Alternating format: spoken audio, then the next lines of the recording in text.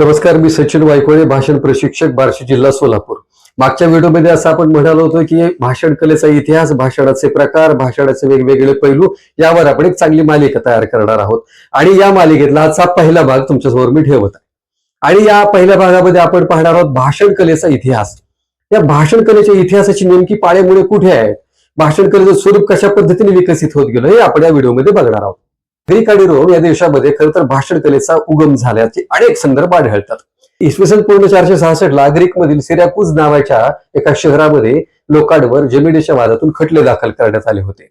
आणि या खटल्याच्या नंतर ज्यांच्यावर अन्याय झाला, या अन्याय झालेल्या लोकांना न्यायालयामध्ये बाजू मांडता येत नव्हती आणि यांच्या वतीने बाजू मांडण्यासाठी कोणी पुढे येत नव्हतं. त्यावेळेला कोऱ्याक नावाचा एक तरुण वकील त्या ठिकाणी पुढे आला आणि त्यांनी या लोकांची बाजू न्यायालयामध्ये मांडली. आपलं भाषण कला, आपलं वाक्चातुर्य याचा पुरेपूर वापर त्यांनी न्यायालयामध्ये बाजू मांडताना केला. त्यानंतरच्या काळामध्ये कोऱ्याक हा उत्तम वक्ता म्हणून समोर आला. भाषण कलेचे टप्पे, भाषण कलेची सूत्र कोऱ्याकने नंतर तयार केली. कोऱ्याकच्याच कालखंडामध्ये डेमोस्थेनेस नावाचा एक युवक, की ज्या युवकाची कथा अनेक ठिकाणी सांगितली जाते, त्या युवकाला मुळातच तोत्रेपणा त्याच्या वाट्याला आला होता. मात्र वक्ता होण्याचं मोठं स्वप्न घेऊन तो युवक जगत होता. आणि अशा वेळेला आपल्या तोत्रेपणावर मात कशी करायची यासाठी चारी बाजूनी डेमोस्थेनेसचे प्रयत्न सुरू होते. शब्दांच्या संदर्भामध्ये नवे प्रयोग करत असताना अवघड शब्दांचं उच्चारण करायचं या संदर्भामध्ये डेमोस्थेनेस प्रयत्न करत होता. तोंडामध्ये एका बाजूला खडी साखरेचा खडा ठेवायचा आणि अवघड शब्दांचा उच्चार करायचा. आणि या उच्चारामुळे अवघड शब्द उच्चारत असल्यामुळे त्याच्या शब्दोच्चारामध्ये हळूहळू फरक पडत गेला. त्यानंतर डेमोस्थेनेसनी थुसिडिस नावाच्या लेखकाचा ग्रंथ त्याने हातात घेतला आणि तो वाचायला सुरुवात केली.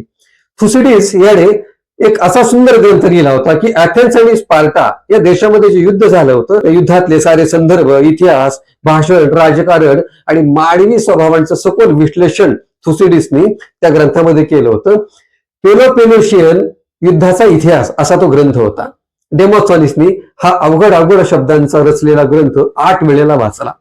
याचा परिणाम असा झाला की डेमोस्थेनेसला पुढे चांगल्या पद्धतीने उच्चार करता येऊ लागला. डेमोस्थेनेसचा काळ संपला. डेमोस्थेनेसच्या नंतरचा जो कालखंड होता तो कालखंड होता सॉक्रेटिसचा. इसवी सन पूर्व 70 या कालखंडामध्ये सॉक्रेटिस ग्रीसमध्येच उदयाला आला. सॉक्रेटिसकडे काही नव्हतं, त्याच्याकडे स्वतःचं घरही नव्हतं, त्याच्या स्वतःची संपत्ती नव्हती. सॉक्रेटिसकडे सत्य शोधन आणि सत्य प्रतिपादन ही महत्वाची अंग होती. आणि आपल्या बोलण्यामध्ये, आपल्या एकूण वक्तृत्वामध्ये, भाषणामध्ये सॉक्रेटिस याचा सातत्याने उल्लेख करायचा. सॉक्रेटिसची एक अशी पद्धत होती की जी प्रचलित होती त्या कालखंडामध्ये, दिसेल त्या लोकांना सॉक्रेटिस प्रश्न विचारायचा आणि या प्रश्नानंतर येणारं उत्तर जे आहे त्या उत्तर लोकांच्या समोर ठेवत असताना चांगला आणि वाईट याच्यातला फरक काय तो लोकांना सांगायचा.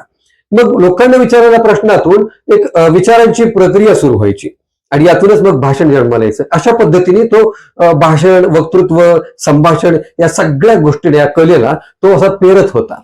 खरं तर असं सांगितलं जातं की कोऱ्याकने काय केलं की भाषणाला आकार दिला आणि सॉक्रेटिसने काय केलं तर भाषणाला आत्मा दिला.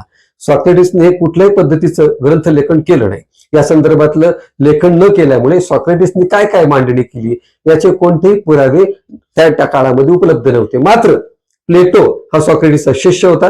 प्लेटोनी आपल्या गुरुची ही विद्या, गुरुचा विचार वारसा हा पुढे नेला आणि मग चांगल्या पद्धतीने त्याला आणखी आकार देण्याचा प्रयत्न केला. भाषण कलेचं विकसन जे आहे ना, कोऱ्याकपासून डेमोस्थेनेस नंतर सॉक्रेटिस नंतर प्लेटोनी अतिशय चांगल्या पद्धतीने आपल्या बाजूने मांडलं.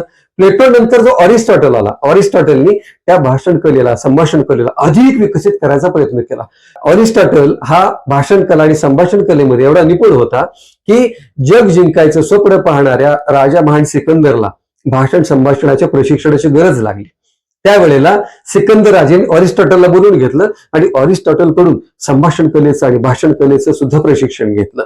एकूण भाषण कलेचा जो इतिहास आहे, हा इतिहास ग्रीक रोमन पासून जो सुरू झालेला इतिहास आहे, तो इतिहास पुढे तो भारतामध्ये कशा पद्धतीने आला आणि मग आर्ष महाकाव्यामध्ये त्या सगळ्या गोष्टींची उदाहरणं आपल्याला कशी पाहायला मिळतात या संदर्भामध्ये आपण पुढच्या भागामध्ये निश्चितपणेच पाहू. मात्र हा व्हिडिओ तुम्हाला कसा वाटला, भाषण कले संदर्भातला या इतिहासाचं वर्णन, या इतिहासाची पाळंमुळं कशा स्वरूपाची होती या संदर्भात आपल्याला काय वाटलं आपण नक्की कळवा. धन्यवाद.